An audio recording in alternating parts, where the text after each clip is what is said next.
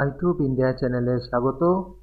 Vidyasagar university history first সেমিস্টারে suggestion দিচ্ছি ancient India, প্রাচীন ভারতের। প্রতিটা অধ্যায় ধরে সাজেশন দিচ্ছি রচনাধর্মী এবং সংক্ষিপ্ত প্রশ্নের। ছোট প্রশ্ন অর্থাৎ শর্ট কোশ্চেনের সাজেশন আমি এর পরের ভিডিওটা দেবো, অতিরিক্ত বড় হয়ে যাবে শর্ট কোশ্চেন দিলে, তাই জন্য দিচ্ছি না। পরের ভিডিওতে অবশ্যই সেই ভিডিও দেবো এবং অ্যান্সার সমেত দেওয়ার চেষ্টা করব।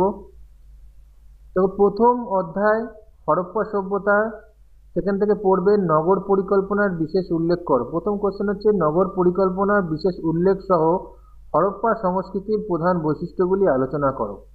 অর দিয়ে রেখে দিয়েছি কোশ্চেনগুলো, কিছু কোশ্চেন অর দিয়ে রয়েছে, সেগুলো সেম অ্যান্সার হবে, তো সেগুলো ভালো করে পড়বে। তো প্রথম কোশ্চেন বলে দেওয়া হলো নগর পরিকল্পনার বিশেষ উল্লেখ সহ হরপ্পা সংস্কৃতির প্রধান বৈশিষ্ট্যগুলি আলোচনা করো। দ্বিতীয় প্রশ্ন সিন্ধু সভ্যতার নগর পরিকল্পনা আলোচনা করো। এবার দেখুন, প্রথম প্রশ্ন হচ্ছে নগর পরিকল্পনার বিশেষ উল্লেখ সহ হরপ্পা সংস্কৃতির প্রধান বৈশিষ্ট্য। সেক্ষেত্রে অবশ্যই নগর পরিকল্পনাটা থাকবে তার মধ্যে। তো এই দ্বিতীয় প্রশ্নটা কিন্তু তার অ্যান্সারে হয়ে যাবে, এটা 5 নম্বরে আসতে পারে। এটা তবুও আমি এটা রচনাধর্মীর মধ্যে এখানে রেখেছি, কারণ এটা পড়লেই এটা হয়ে যাবে। পাশাপাশি কোশ্চেনটা রয়েছে তোমাদের বলতে সুবিধার জন্য এটা বললাম। পরের প্রশ্ন হরপ্পা সভ্যতার অর্থনৈতিক ও সামাজিক বৈশিষ্ট্য বিশ্লেষণ করো। তাহলে এই তিনটে প্রশ্ন, অ্যাকচুয়াল দুটো প্রশ্ন, এগুলো ভালো করে পড়বে। এই দুটো প্রশ্ন খুবই রচনাধর্মী আসার চান্স কিন্তু 90% চান্স রয়েছে। সংক্ষিপ্ত প্রশ্ন পড়বে এই অধ্যায় থেকে, সিন্ধু সভ্যতা কারা সৃষ্টি করেছিল, সিন্ধু সভ্যতার পতনের কারণ বা কেন এবং কিভাবে হরপ্পা সভ্যতার পতন ঘটেছিল। তো সেম কোশ্চেন অ্যান্সার রয়েছে। তো এইগুলো তোমরা ভালো করে পড়বে, এই দুটো প্রশ্ন খুব ভালো করে পড়বে, এখান থেকে অবশ্যই তোমরা কমন পাবে। রচনাধর্মী পরের অধ্যায় বৈদিক সভ্যতা। বৈদিক যুগ থেকে কোশ্চেন। প্রথম রচনাধর্মী হচ্ছে বৈদিক যুগের রাজনৈতিক পরিকাঠামো, সম্প্রসারণ ও বিবর্তনের ধারা আলোচনা করো। বৈদিক যুগের জাতিভেদ প্রথা সম্পর্কে একটি সংক্ষিপ্ত টিকা লেখো। বর্ণ ব্যবস্থার বিশেষ উল্লেখ সহ পরবর্তী বৈদিক যুগের সামাজিক জীবন বর্ণনা করো। ঋগ বৈদিক আর্যদের ধর্মীয় জীবন সম্পর্কে আলোচনা করো। এটা পড়বে বৈদিক যুগ থেকে। এদের 5 নম্বর এই অধ্যায় থেকে পড়বে বৈদিক যুগের সভা ও সমিতির মূল বৈশিষ্ট্য কি, প্রধান বেদগুলির নাম উল্লেখ করো, প্রাচীন ভারতে নারী জাতির অবস্থা সম্পর্কে আলোচনা করো। বৈদিক আর্যদের অর্থনৈতিক অবস্থার আলোচনা করো। এবার এখানে যে কোশ্চেনটা রয়েছে অর্থনৈতিক, এটা কিন্তু বড় প্রশ্নও আসতে পারে। প্রাচীন পরবর্তী বৈদিক আর্যদের অর্থনৈতিক অবস্থা সম্বন্ধে লেখো। ভারতের জনগণের বৈজ্ঞানিক জ্ঞান সম্পর্কে আলোচনা করো। বর্ণ ও জাতির মধ্যে তুমি কিভাবে পার্থক্য করবে। তবে এর মধ্যে সবচেয়ে গুরুত্বপূর্ণ এটা হতে পারে বর্ণ ও জাতির মধ্যে তুমি কিভাবে পার্থক্য করবে, বৈদিক যুগে সভা সমিতির বৈশিষ্ট্য, নারী জাতির অবস্থা, এগুলো খুব ভালো করে পড়বে। আর বড় প্রশ্ন যে চারটে আছে ওই চারটেই পড়তে হবে। ষোড়শ মহাজন পথ, এটা নাতিদীর্ঘ ইতিহাস একটা লিখতে হবে এই সম্বন্ধে, ষোড়শ মহাজন পথ সম্বন্ধে। আরেকটা কোশ্চেন প্রায় আসে যে এই মহাজন পথগুলির মধ্যে যে মগধের উত্থান সেই সম্বন্ধে আলোচনা করো। এই প্রশ্নটা কিন্তু আসতে পারে, মগধের উত্থান এই সম্বন্ধে কিন্তু এটা আসতে পারে। তবে ষোড়শ মহাজন পথ সম্বন্ধে নাতিদীর্ঘ ইতিহাস যখন মুখস্থ করবে তখন অবশ্যই মগধটাও তোমরা মুখস্থ করে রাখবে, তাহলে সেইটার মধ্যেই পড়বে। এই কোশ্চেনটার অ্যান্সারের মধ্যে মগধেরটাও থাকবে, সেক্ষেত্রে কিন্তু দুটোই হয়ে যাচ্ছে এই প্রশ্নটা পড়লে। রচনাধর্মী প্রশ্ন মৌর্য শাসন ব্যবস্থার পরের অধ্যায় মৌর্য যুগ, মৌর্য সাম্রাজ্য। মৌর্য শাসন ব্যবস্থার প্রধান বৈশিষ্ট্যগুলি আলোচনা করো। চন্দ্রগুপ্ত মৌর্য কিভাবে মৌর্য সাম্রাজ্য গঠন করেছিলেন। পরের প্রশ্ন মৌর্য সাম্রাজ্য পতনের জন্য কোন কোন কারণ দায়ী ছিল ব্যাখ্যা করো। তো বড় প্রশ্নের জন্য এইটা। অশোকের রাজত্বকালে সংক্ষিপ্ত প্রশ্ন, অশোকের রাজত্বকালে ভারতের বাইরে বৌদ্ধ ধর্ম প্রচার সম্পর্কে লেখো।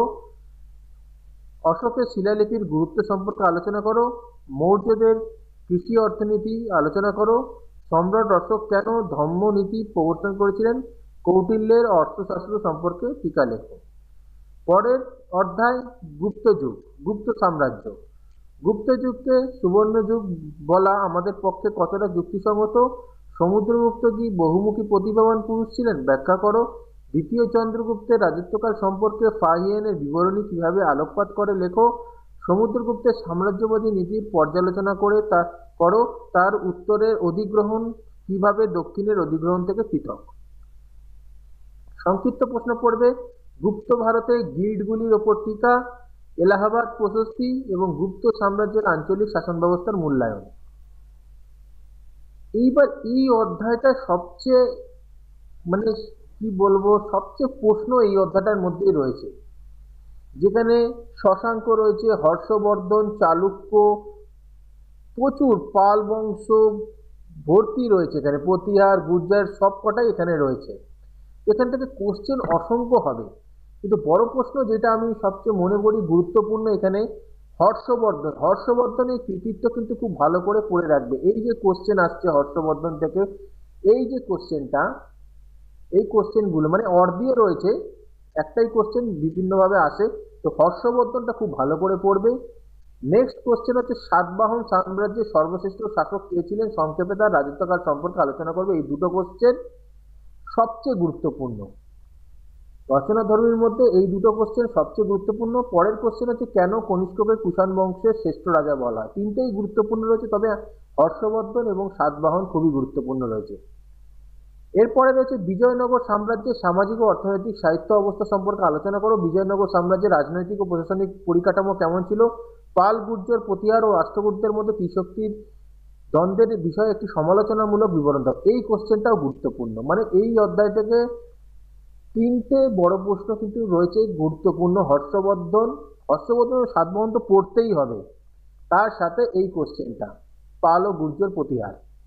সংক্ষিপ্ত প্রশ্ন ভর্তি রয়েছে এখানে, গুরুত্বপূর্ণ প্রশ্ন প্রচুর রয়েছে, অত প্রশ্ন পড়া সম্ভব না। আমি লিস্ট তো দিয়েছি, কিন্তু তার মধ্যে গুরুত্বপূর্ণ সবচেয়ে বেশি সেগুলো আমি বলে দিচ্ছি। গান্ধার শিল্প, তার উপর টিকা, এটা টিকা আসতে পারে। গান্ধার শিল্পের বৈশিষ্ট্য, তাহলে গান্ধার শিল্পটা পড়ে রাখবে, এর বৈশিষ্ট্য, টিকা, এই দুটো আসতে পারে। একই প্রশ্ন বিভিন্নভাবে ঘুরিয়ে আসতে পারে।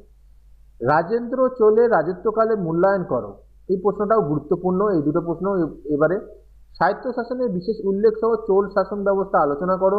চোল রাজাদের নৌ অভিযান সম্পর্কে আলোচনা করো। বাংলায় শশাঙ্ক রাজত্বকাল সম্বন্ধে আলোচনা করো। এই শশাঙ্ক কিন্তু গুরুত্বপূর্ণ রয়েছে, আমি স্টার দিয়ে রাখিনি, কিন্তু এটা গুরুত্বপূর্ণ রয়েছে শশাঙ্ক।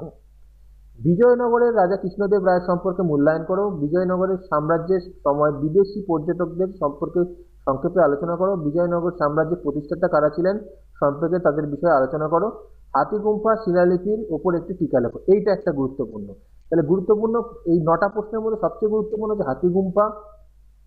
এখানে স্টার দেয়া নেই, কিন্তু এটা গুরুত্বপূর্ণ হচ্ছে বাংলায় শশাঙ্কের রাজত্বকাল, রাজেন্দ্র চোল এবং গান্ধার শিল্প খুব গুরুত্বপূর্ণ। তাহলে এই প্রশ্নগুলো ভালো করে তোমরা পড়ো। সাথে এই কোশ্চেনটা রয়েছে প্রাচীন ভারতের সংস্কৃতিতে কুষাণদের অবদান। যাই হোক, এই কোশ্চেনগুলো তোমরা ভালো করে পড়বে, যে কোশ্চেনগুলো তোমাদের দিয়েছি ভালো করে পড়ো। গুরুত্বপূর্ণ কিন্তু যেগুলো রয়েছে এখানে 9টা 10টা কোশ্চেন রয়েছে, তাই জন্য আমি যেগুলো গুরুত্বপূর্ণ সেগুলো তোমাদের বলে দিলাম। এগুলো পড়তেই হবে, কিন্তু সময় পেলে বাকিগুলো কিন্তু চেষ্টা করবে, কারণ এই অধ্যায় থেকে অজস্র কোশ্চেন, তার মধ্যে 10টা কিছুই না, কিন্তু গুরুত্বপূর্ণগুলো স্টারগুলো ভালো করে পড়ার পরে এগুলো পড়ে নিও। ভিডিওটা ভালো লাগলে লাইক, কমেন্ট, শেয়ার করে দিও। কোনো নোটসের প্রবলেম হলে অবশ্যই আমাকে কমেন্ট করে জানাবে, সেই নোটসের ব্যবস্থা করে দেওয়া হবে।